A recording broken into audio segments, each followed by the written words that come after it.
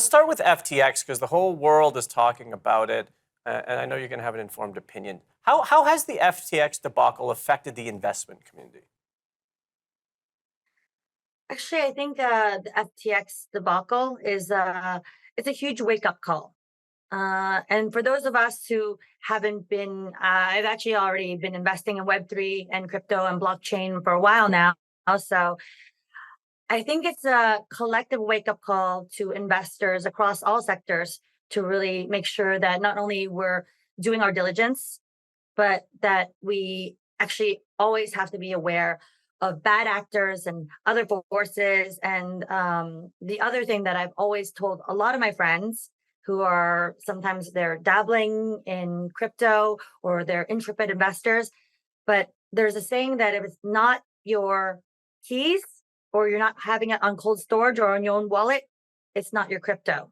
So make sure, for me, I'm taking it as a lesson for a lot of us, I'm sure, to make sure you're diversifying and not putting all your eggs into one basket. And I think in terms of actual sentiment, I've been very lucky. I have not been affected.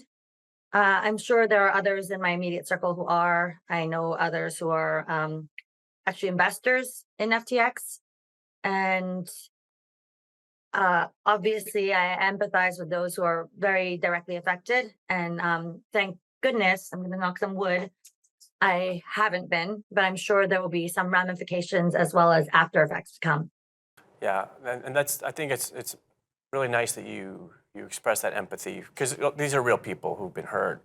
But you did also mention due diligence, which is also very relevant. Like, do you think that investors are going to do more thorough due diligence now?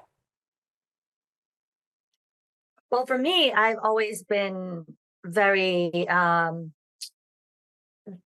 very adamant about doing my diligence, which is basically that phrase DYOR, do your own research.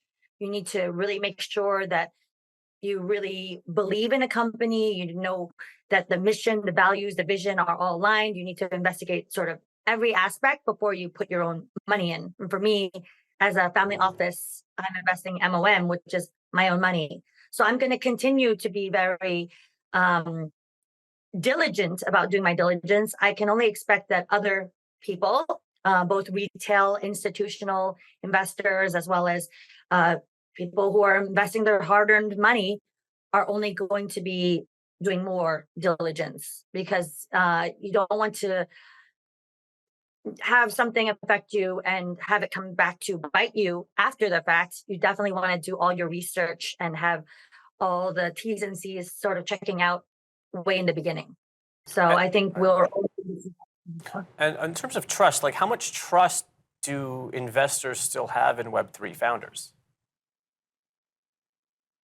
That's a great question. I think right now we actually have to look at the whole macro environment.